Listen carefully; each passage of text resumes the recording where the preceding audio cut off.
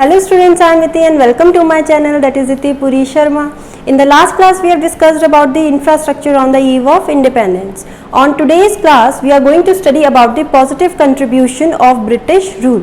So since the beginning of the chapter we have been discussing about the negative impact of the Britishers on our economy. So on today's class we are going to study about some positive impact of the British government to our economy. So before proceeding towards our positive points, let's discuss some negative impact of the Britishers on our economy in short. They had exploited our agricultural sector. उन्होंने कोई development नहीं करी agriculture sector में, कोई investment नहीं करी. वो हमारी एग्रीकल्चर सेक्टर के बारे में तो सोच ही नहीं रहे थे, वो तो सिर्फ अपने बारे में सोच रहे थे, अपने कॉलोनियल इंटरेस्ट के बारे में सोच रहे थे. तो जो हमारी economy before the advent of the Britishers agrarian economy थी, तो वो ब्रिटिश रूल के दौरान भी वो एक एग्रेरियन इकोनॉमी ही बन के रह गई. क्यों रह गई? क्योंकि जो वर्कर्स हैंडीक्राफ्ट इंडस्ट्रीज में वर्क करते थे वो भी एग्रीकल्चर में आ गए. कैसे आ गए? Due to their discriminatory tariff policy. हमने पढ़ा था अंडर इंडस्ट्रियल सेक्टर के उनकी कुछ डिस्क्रिमिनेटरी टैरिफ पॉलिसी उन्होंने फॉर्मुलेट की थी, जिसकी वजह से हमारी हैंडीक्राफ्ट इंडस्ट्रीज जो थी वो शट डाउन हो गई थी. तो उन इंडस्ट्रीज में जो वर्कर्स काम कर रहे थे वो अनएम्प्लॉयड हो गए थे. नाउ उनके पास कोई अपना लाइवलीहुड अर्न करने के लिए उनके पास कोई भी जॉब नहीं थी, कोई काम नहीं था, तो वो मूव ऑन हो गए थे विलेजेस में एंड एग्रीकल्चरल एक्टिविटीज़ में इन्वॉल्व हो गए थे. इस वजह से क्या हुआ, एग्रीकल्चर सेक्टर में क्या हुआ, पॉपुलेशन जो थी वो बढ़ गई थी. मतलब रिक्वायरमेंट ज़्यादा पॉपुलेशन जो थी एग्रीकल्चर में आ गई थी. तो हमारी इकोनॉमी एग्रेरियन थी, एग्रेरियन बन के ही रह गई थी. फिर हमने देखा कि फॉरेन ट्रेड आया जिसमें एक्सपोर्ट इम्पोर्ट हो रहा था. अगेन उन्होंने क्या करा, इसको प्रमोट करने के लिए एक्सपोर्ट इम्पोर्ट, जिससे हमारे इकोनॉमी में प्रमोट हो, ज़्यादा से ज़्यादा रॉ मटेरियल को एक्सपोर्ट कर सके एंड इंपोर्ट कर सके फिनिश प्रोडक्ट को. इस चीज़ को प्रमोट करने के लिए और ज़्यादा बढ़ाने के लिए उन्होंने क्या किया, उन्होंने इंफ्रास्ट्रक्चर को डेवलप करा. जैसे कि हमने पढ़ा था इन द प्रीवियस क्लास कि उन्होंने हमारी इकोनॉमी में रेलवेज इंट्रोड्यूस करा, रोड्स डेवलपमेंट करी, पोर्ट्स डेवलपमेंट करे, वाटर वेज करे, इनलैंड वाटरवेज भी करे. तो ये चीज़ें उन्होंने हमारी इकोनॉमी में डेवलपमेंट करी. क्यों करी? जिससे कि जो मूवमेंट है goods and finished goods and raw material का वो इजीली एक प्लेस से दूसरी प्लेस तक कन्वीनियंटली जा सके. तो ये चीज़ें उन्होंने हमारी इकोनॉमी में करी. तो ये सब उन्होंने क्यों करा? ये इतनी एक्सप्लॉयटेशन होने के बाद भी उन्होंने कुछ पॉजिटिव चीज़ें भी करी. मतलब उनका कुछ खुद का इंटरेस्ट था, कॉलोनियल इंटरेस्ट था, उनका कुछ सेल्फ इंटरेस्ट था.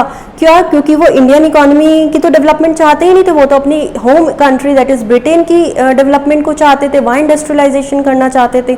तो उन्होंने क्या करा, उन्होंने हमारी इकोनॉमी को बहुत ज़्यादा एक्सप्लॉइट करा. सारे सेक्टर्स में उन्होंने एक्सप्लॉयटेशन करी. बट उसके एक्सप्लॉयटेशन करने के बाद भी कुछ उन्होंने चीज़ें ऐसी करी जो हमारी इकोनॉमी के लिए फ्रूटफुल रही. दैट मीन्स वो हमारी इकोनॉमी के लिए पॉजिटिव रही. तो let's move on to the positive impact. So first point is commercial outlook of farmers. Commercialization of agriculture initiated by the British government resulted in changing the outlook of the farmers. Now agriculture accepted as a business rather than merely a means of subsistence. तो अब इसमें क्या हुआ, हमने agricultural sector में पढ़ा ही था commercialisation के बारे में कि क्या होता है. फिर भी इन शॉर्ट में आपको बता देती हूँ कि जब फूड ग्रेन के प्रोडक्शन से हम शिफ्ट हो जाते हैं कैश क्रॉप के प्रोडक्शन को, दैट मीन्स कि हम फूड ग्रेन का प्रोडक्शन अब नहीं कर रहे हैं, फूड क्रॉप्स नहीं उगा रहे हैं. जो राइस, व्हीट, पल्सेस ये हमारे फूड क्रॉप्स हैं, इनको हम प्रोड्यूस नहीं कर रहे हैं या फार्मर्स प्रोड्यूस नहीं कर रहे हैं. और ब्रिटिशर्स उनको फोर्सफुली उनसे कह रहे हैं कि वो कैश क्रॉप में शिफ्ट हो. क्यों हो? क्योंकि कैश क्रॉप जो होता है वो लाइक इंडिगो हो गया, कॉटन जूट ये हो गया, तो इससे क्या होता है कि वो मार्केट में उसे बेच सकते हैं एट अ प्रॉफिट कमा सकते हैं. तो बेसिकली शिफ्ट होना कल्टीवेशन ऑफ फूड क्रॉप से to the cultivation of cash crop in order to earn some profit in the market. तो बेसिकली कैश क्रॉप जो होते हैं वो इसीलिए ही प्रोड्यूस किए जाते हैं जिससे कि हम उसे मार्केट में जाके सेल कर सकें, उसे बेच सकें। तो यहाँ पे कमर्शलाइजेशन हुआ एग्रीकल्चर में। बट उस टाइम हमने पढ़ा था कि सेल्फ सफिशिएंसी को अफेक्ट किया था, यस शॉर्टेज हुई थी फूड ग्रेन की। बट यहाँ पर हम जो है पॉजिटिव वाली बातें करेंगे, सिर्फ पॉजिटिव बात करेंगे, नेगेटिव तो हमने बहुत कुछ पढ़ लिया है इस चैप्टर में। बट यहाँ पे हमसे अगर क्वेश्चन पूछा जाता है पॉजिटिव कंट्रीब्यूशन क्या था, तो पॉजिटिव तरीके से हम इसे आंसर को बनाएंगे। तो पॉजिटिव ये था कि एक तरीके से फार्मर्स जो थे वो पहले एग्रीकल्चर को as a means of subsistence लेते थे। सब्सिस्टेंस मीन्स कि जब हम फार्मिंग कर रहे हैं तो वो सिर्फ हम अपने लाइवलीहुड को अर्न करने के लिए कर रहे हैं, अपना घर चला सके जिससे, तो दैट इज सब्सिस्टेंस। तो पहले वो इसीलिए ही प्रोडक्शन करते थे। अब जब से ब्रिटिशर्स आए उन्होंने उनको एक नया सोचने के, उनका थिंकिंग को बदल दिया। लाइक कि अब वो फार्मिंग को या एग्रीकल्चर को वो एक बिजनेस की तरह भी कंसीडर कर सकते हैं। आप उससे कमा भी सकते हो, आप उससे बिजनेस भी कर सकते हो, आप उससे प्रॉफिट भी कमा सकते हो। तो ये जो थिंकिंग थी फार्मर्स की वो ब्रिटिशर्स ने ही बदली।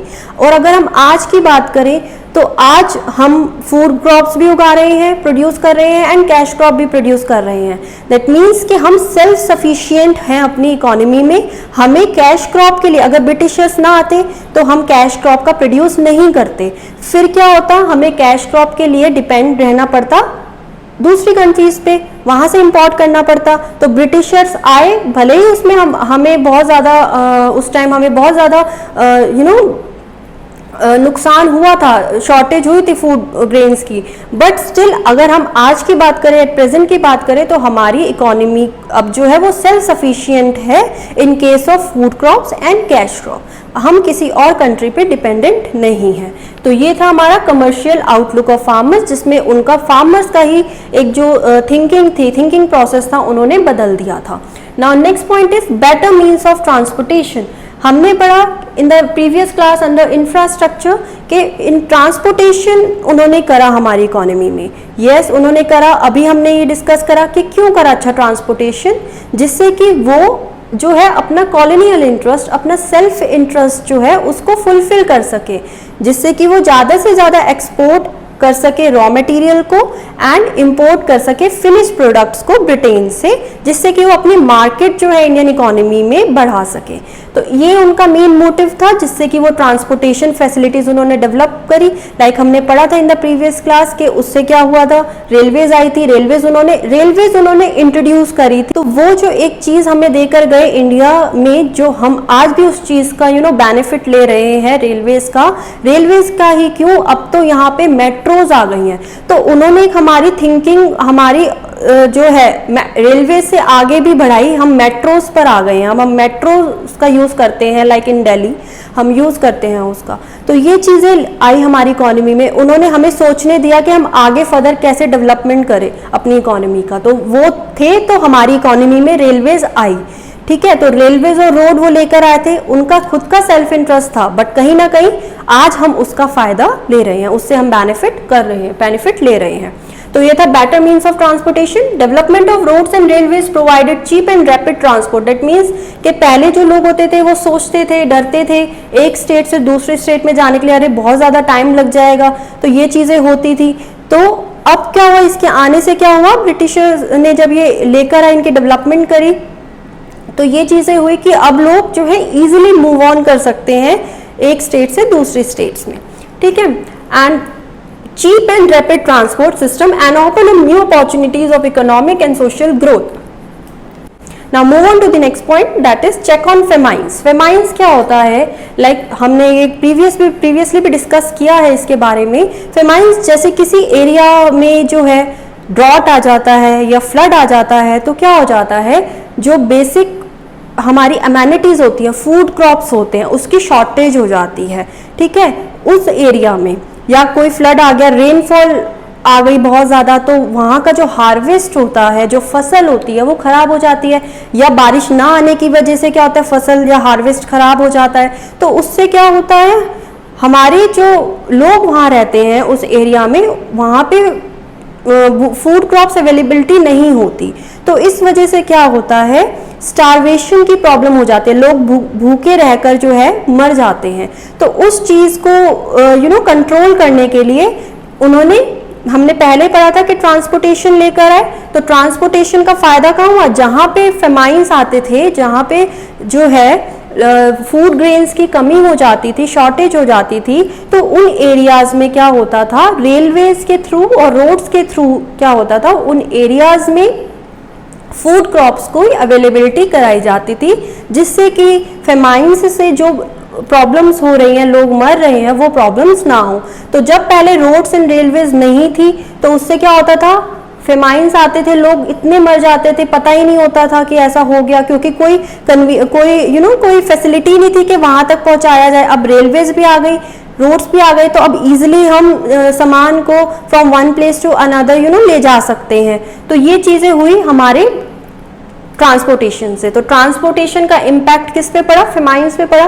फेमाइंस वाला जो एरिया था जहां पे फेमाइंस आ रहे थे, उनको फायदा हुआ इस चीज से। Now move on to the next point, that is shift to monetary system of exchange. Monetary system of exchange में शिफ्ट हुआ। अब इसमें क्या था, पहले जो था ब्रिटिशर्स के आने से पहले जो हमारी इकोनॉमी थी, यहाँ पे क्या होता था, बार्टर सिस्टम यूज किया जाता था as a trading system. Trading system होता है एक इकोनॉमी में कि कैसे हमें चीजें खरीदनी है और बेचनी है। तो पहले क्या होता था, बार्टर सिस्टम का यूज होता था, लाइक कि हम गुड्स के बदले गुड्स जो है एक्सचेंज करते थे। अगर सपोज अगर किसी को अगर वीट की नीड है और किसी को राइस की नीड है, और एक के पास वीट है एक के पास राइस है, तो राइस जो है वो एक्सचेंज कर लेगा वीट से, और जिसको राइस लेनी है वो अपनी वीट दे देगा उसको। तो ये सिस्टम जो था हमारी इकोनॉमी में चलता था। तो जब ब्रिटिशर्स आए, उन्होंने हमारी इकोनॉमी को मॉनेटरी सिस्टम दिया। दैट मीन्स अब ट्रेडिंग सिस्टम जो था वो क्या हो गया था, हमें कोई भी चीज़ परचेज करनी है, कोई भी चीज़ अगर हमें बेचनी है, तो हम मनी का यूज़ करते थे, हम पैसों का यूज़ करते थे, रुपीज़ का यूज़ करते थे। तो इंट्रोड्यूस जो करा उन्होंने मनी का या रुपीज़ का इंट्रोडक्शन जो किया वो ब्रिटिशर्स ने करा था। बार्टर सिस्टम से हम मॉनेटरी सिस्टम में आ गए थे। British rule help the Indian economy to shift from barter system of exchange to the monetary system of exchange. That means जो भी आप पहले बार्टर सिस्टम का यूज़ करते थे इंडियन इकोनॉमी में, तो ब्रिटिशर्स के आने के बाद जो था अब रुपीज़ के में हम यूज़ करते हैं। मतलब कि अगर हमें कोई चीज़ परचेज करनी है तो हम इन एक्सचेंज ऑफ मनी हम उस चीज़ को खरीद सकते हैं। तो वो चीज़ अब आज हमें फायदा कर रही है ना। आज के टाइम पे हम कैश यूज करते हैं, मनी यूज करते हैं ना, नोट्स यूज करते हैं, तो वो चीज़ उन्होंने यहाँ पे इंट्रोड्यूस करी। तो ये चीज़ एक तरीके से हमारी इकोनॉमी के लिए बहुत ज़्यादा पॉजिटिव रहा। Next is effective administration setup. Administrative setup क्या होता है, लाइक जब वो हमारी इकोनॉमी में आए, उन्होंने हमारी इकोनॉमी में रूल किया। पहले क्या होता था, हमारी इकोनॉमी जब ब्रिटिशर्स ने, तो हर एक स्टेट्स में अलग अलग किंग्स होते थे, वो अपनी तरीके से अपनी स्टेट को चलाते थे। तो कोई एक मतलब हर एक इंडिया में जो डिफरेंट पार्ट्स थे, उनके अपने अपने किंग्स थे, वो अपने अकॉर्डिंग अपनी स्टेट को रन करते थे। जब ब्रिटिशर्स आए तो उन्होंने क्या करा, उन्होंने पूरी इंडियन इकोनॉमी को खुद रूल करा। दैट मीन्स उन्होंने ऑफिसेस सेटअप करे, वहाँ पे डिफरेंट पोस्ट निकाली, ऑफिसेस बनाए, किस तरीके से हमें इकोनॉमी को रन करना है, पूरी इंडियन इकोनॉमी को, तो उन्होंने वो पूरा सेटअप किया। ठीक है, और इसे ही बोलता है एडमिनिस्ट्रेटिव सेटअप के, कैसे हमें अपने इकोनॉमी को चलाना है, कैसे रूल्स बनाने हैं, कैसे ऑफिसेस सेटअप करने हैं, कौन कौन सी पोस्ट जनरेट करनी है अपनी इकोनॉमी को रन करने के लिए। तो उन्होंने ये हमें देकर गए थे। तो इस चीज़ से क्या हुआ, हमारी इकोनॉमी को ही फायदा हुआ। जब वो यहाँ से गए तो वो ये सब सेटअप जो था वो छोड़ कर गए। तो उससे क्या हुआ, वो हमारे जो इंडियन जो प्लानर्स थे, जो हमारे पॉलिटिशियंस थे, उनको एक बेस की तरह मिला। दैट मीन्स एक तरीके से वो अपना सिस्टम, एडमिनिस्ट्रेटिव सिस्टम, जो पहले इंडिया में राजा हुआ करते थे, किंग्स हुआ करते थे, अब एक पर्टिकुलर सिस्टम वो बता कर गए। एक हमारी थिंकिंग जो थी वो बढ़ी उस चीज़ के लिए, क्या पूरी इकोनॉमी में, लाइक अब हम देखते हैं कि कॉन्स्टिट्यूशन है, डिफरेंट पार्लियामेंट्स हैं, तो ये चीज़ें हमारी इकोनॉमी में अब होती हैं, रूल्स बनते हैं। ठीक है, ये चीज़ें होती हैं। तो वो चीज़ें कहाँ से आई थी, वो ब्रिटिशर्स ही तो देकर गए थे। So now let's read the point. The British government left a legacy of an efficient system of administration. which served as a ready reckoner for Indian politicians and planner after independence. That means कि British government जो थे वो अपना एक efficient और effective system जो था administration का वो छोड़कर गए थे, ठीक है, and which served as a ready reckoner, मतलब कि एक तरीके से बना बनाया हमें एक बेस मिल गया था, भले ही हमने प्रॉपर उनका ये नहीं कि पूरा उनका कॉपी कर लिया था, हमने फर्दर उसमें चेंजेस करे थे, है ना, लेकिन हमें जो वो बता के गए थे कि ऐसे हमें अपनी इकोनॉमी को रन करना है, ऐसा हमारा कॉन्स्टिट्यूशन होना चाहिए, तो वो चीज़ें हमें वो बता कर गए थे, ठीक है। तो इस तरीके से ये भी एक पॉजिटिव पॉइंट हुआ हमारी इकोनॉमी के लिए। This much is for today. I hope you all have understood this topic. इस टॉपिक के साथ हमारा जो चैप्टर है that is Indian economy on the eve of independence वो ख़त्म होता है। इसमें हमने डिफरेंट सेक्टर्स के बारे में पढ़ा एंड किस तरीके से ब्रिटिशर्स ने हमारी इकोनॉमी को एक्सप्लॉइट करा एंड उस एक्सप्लॉइटेशन के दौरान कुछ पॉजिटिव चीज़ें भी वो हमारी इकोनॉमी के लिए कर गए। तो ये चीज़ें हमने पढ़ी इस चैप्टर में। एंड जिन्होंने मेरी वीडियोज़ नहीं देखी है, मैं उन वीडियोज़ का लिंक डिस्क्रिप्शन बॉक्स में ड्रॉप कर दूंगी, so please go and check it out and please stay home, stay safe and keep studying. Thank you.